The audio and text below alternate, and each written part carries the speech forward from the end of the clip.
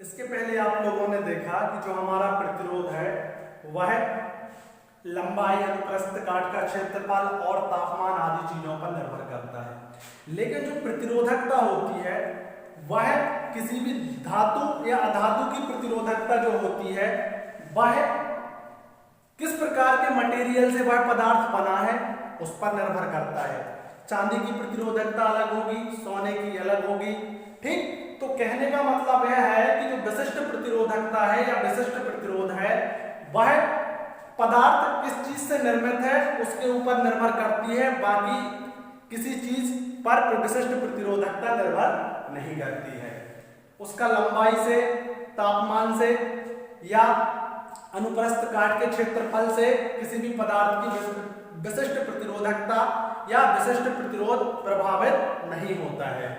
अब परिभाषा की यदि हम बात करें तो परिभाषा क्या देखने को मिलेगी कि किसी पदार्थ के 1 सेंटीमीटर लंबे और 1 वर्ग सेंटीमीटर चौड़े पदार्थ का जो प्रतिरोध होता है उसी को हम क्या बोलते हैं, उस पदार्थ की विशिष्ट प्रतिरोधकता बोलते हैं या प्रतिरोधकता बोलते हैं। अब इसमें क्या होता है, जैसे कि मान के चलिए चांदी हमने पदार्थ लिया और उसका एक टुकड़ा लिया 1 सेंटीमीटर लंबा और 1 वर्ग सेंटीमीटर कटाक्ष वाला, और उसमें हमने क्या किया, उसका हमने प्रतिरोध मापा कि इस चांदी के टुकड़े का क्या प्रतिरोध आ रहा है, और जो प्रतिरोध आएगा वही क्या कहलाएगा, उस चांदी के टुकड़े की विशिष्ट प्रतिरोधकता कहलाएगी। ठीक, जिसका किसी भी और दूसरी चीज से कोई प्रभाव नहीं पड़ेगा, उसी टुकड़े का जो विशिष्ट प्रतिरोध होगा उसी को हम क्या बोलेंगे, विशिष्ट प्रतिरोधकता बोलेंगे। ठीक है, अब इसमें हम आपको कुछ पदार्थों के विशिष्ट प्रतिरोध यहाँ पर लिखवा रहे हैं, आप उनको थोड़ा सा देख लेना। पहले यदि हम विशिष्ट प्रतिरोधकता की मात्रक की बात करें, ठीक, मात्रक क्या हो जाएगा, आपका प्रतिरोध का मात्रक क्या होता है, ओम होता है। तो विशिष्ट प्रतिरोधकता का आपका जो मात्रक है वह हो जाता है ओम मीटर। क्या हो जाता है, ओम मीटर। ठीक, और परिभाषा तो मालूम है, 1 सेंटीमीटर लंबे और 1 वर्ग सेंटीमीटर कटाक्ष क्षेत्रफल वाले टुकड़े का प्रतिरोधी क्या कहलाता है, विशिष्ट प्रतिरोधकता कहलाती है। इसका आपसे मात्रक पूछा जाता है तो आप बताओगे ओम मीटर होता है। ठीक, कुछ पदार्थों की हम विशिष्ट प्रतिरोधकता लिखवाते हैं, उनको आप लोग देख लेंगे। यदि सबसे पहले हम बात करें चांदी की, किसकी बात करें, चांदी की बात करें। ठीक, तो जो चांदी की विशिष्ट प्रतिरोधकता होती है वह होती है 1.57 गुणे 10 की घात -8। ठीक है, दूसरा हमारा आता है वह आ जाएगा तांबा।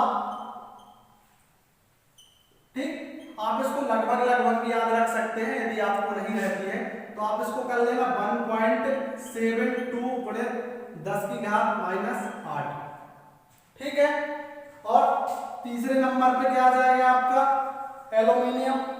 तो एल्युमिनियम की कितनी रहती है, एल्युमिनियम की आपको देखने को मिलेगी 2.82 गुणे 10 की घात -8। ठीक, तीसरे नंबर पे वैसे तो सोना आता है, सोने की लिख लेते हैं, एल्युमिनियम इसके बाद आएगा। ठीक, एल्युमिनियम चौथे नंबर पे आ जाएगा। सोने की क्या होती है, सोने की प्रतिरोधकता 2.44